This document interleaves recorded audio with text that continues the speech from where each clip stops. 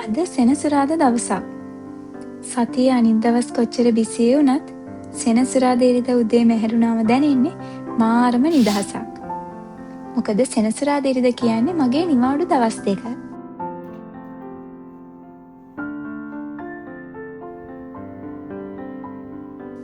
මම දැක්කා මම අන්තිමට දාපු වීඩියෝ එකේ ටොබී කෝ කියලා අහලා ගොඩාක් අය කමෙන්ට්ස් දාලා තියෙනවා. ඔන්න ඉතින් අද වීඩියෝ එක පුරාවටම ටොබිත් ඉන්නවා මාත් එක්ක. දැන් සති දෙකකට විතර කලින් ටොබී හිටියේ ගොඩාක් අසනීප වෙලා. ඒ ඇයි කියලා මම ඔයාලට පස්සේ කියන්නම්.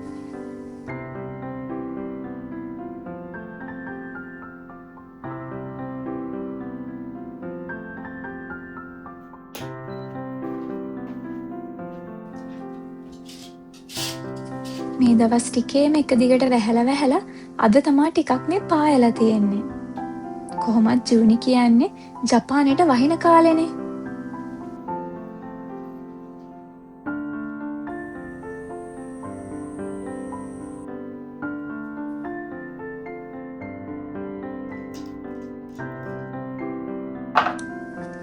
මම දැන් හදන්නේ ටොබීට එයාගේ උදේ කෑම ටික ලෑස්ති කරන්න. මම කියවනේ ටොබී අසනීප වෙලා හිටියා කියලා. දවසක් මාත් එක්ක එළියට ගිහින් එද්දි පඩිපෙළ නගිනකොට එයාගේ කකුලට මොකක් හරි වෙලා එකපාරේ එයාට ඇවිද ගන්න බැරුව ගියා. ඒකත් එක්ක මෙයා කන්නේවත් වතුරවත් මුකුත් බොන්නේවත් නැතුව ගියා. කොහොම හරි දවස් 5ක් විතර හොස්පිටල් එකට එක්කන් ගිහිල්ලා සේලයින් දීලා තමා බලාගත්තේ. දැන් නම් බෙහෙත් වලට එයාට සෑහෙන්න හොඳයි. හැබැයි ડોක්ටර් කිව්වා ආයේ එයාට උස තැන් වලට නගින්න කරන්න පඩිපෙළ නගින්න කරන්න දෙන්න එපා කියලා. එයාට දැන් අවුරුදු 7ක් වෙනවනේ. එයාලගේ වයසත් එක්ක ඒ වගේ දඟලනකොට මුළු බොඩි වේට් එකම යන්නේ කකුල් වලටලු. ඒකින්ද ඒක එයාලට හොඳ නැහැලු. ඉතින් අන්න ඒක නිසාම තමයි ඔයාලා දැක්කත් දන්නේ මගේ රූම් එකේ මං ඇඳත් ගලවලා තියෙන්නේ දැන්. මොකද මං ඔෆිස් ගියාම එහෙම එයා ගොඩාක් වෙලාවට ඉන්නේ ඇඳ උඩ.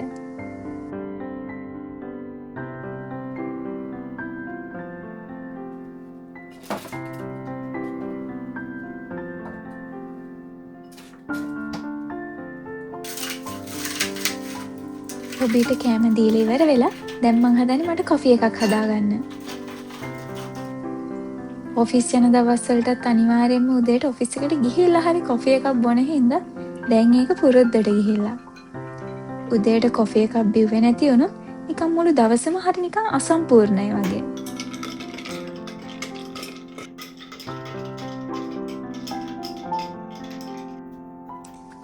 අද දවල් වෙද්දි මල්ලිත් එනවා කිව්ව හින්දා මම අද හිතාගෙන ඉන්නේ පේස්ට්‍රි ටිකක් හදන්න.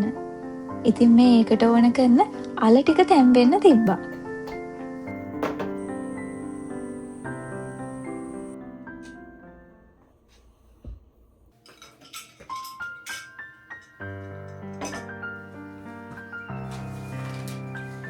මම සතියට එකපාරක් අනිවාර්යයෙන්ම ගෙදරට ෆ්‍රෙෂ් මල් ගේනවා.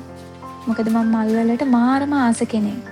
මම විතරක් නෙමෙයි ඕනම ගෑනු ළමෙක් මල් වලට ආසයිනේ. ඉතින් මේ තියෙන්නේ මේ සතියට ගෙනාපු මල් ටික.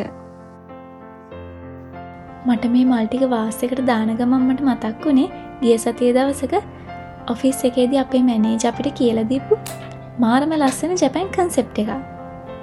ඒ තමයි ඕබයි තෝරි.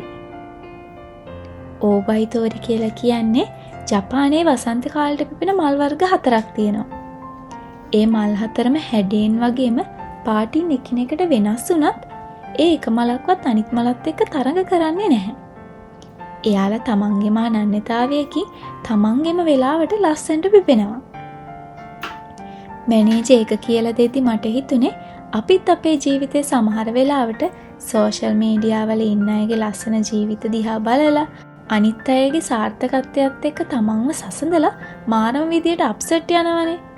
හැබැයි මේ ලෝකේ හැමෝටම තමන්ගෙම කියලා ලස්සන ගමනක් වගේම පිපෙන්න වෙලාවක් තියෙනවා. කායිකවත් තරඟ කරන්නේ නැතුව තමන්ගේ ජීවිතේ තමන්ට අනන්‍ය විදියට ලස්සන කරගන්න එක තමයි වටින්නේ.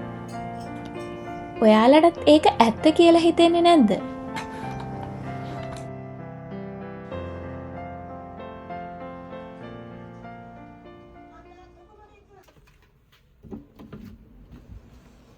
මම මල් ටික හදන අතරතුර මම ඕඩර් කරපු පැකේජ් එකකුත් ගෙදරටම ඇවිත් තිබ්බා. දැන් අපි ඒක අන්බොක්ස් කරලා බලමු.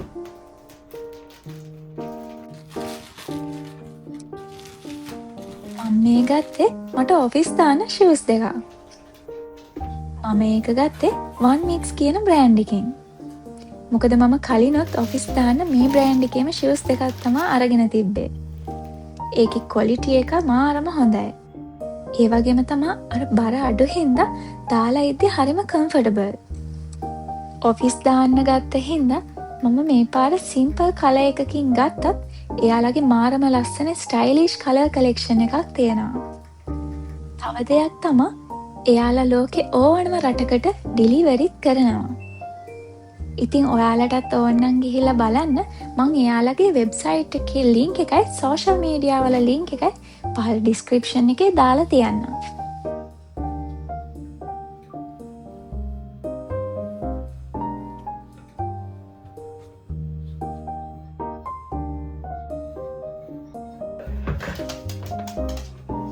මම දැන් හදන්නේ පේස්ට්‍රි ටික හදන්න ඒකට දාන ෆිලින් එක හදාගන්න. මම මේ කල්පනා කරේ කාලේ කොච්චර ඉක්මනට යනවද කියලා. හිතලා බලද්දි මේ අවුරුද්දේ දැනටම මාස 6ක්ම ඉවර වෙලා ඉවරයි. මට නම් දැනෙන්නේ ලංකාවේ ඉඳලා මෙහි ආවට පස්සේ කාලේ මාර ඉක්මනට යනවා වගේ. ඒ අපේ ලයිෆ් එක මෙහි ඉද්දි බිසි නිසා වෙන්නත් ඇති. මේ ඔක්තෝබර් වලට මම ජපානයට ඇවිල්ලා අවුරුදු 9ක් සම්පූර්ණ වෙනවා.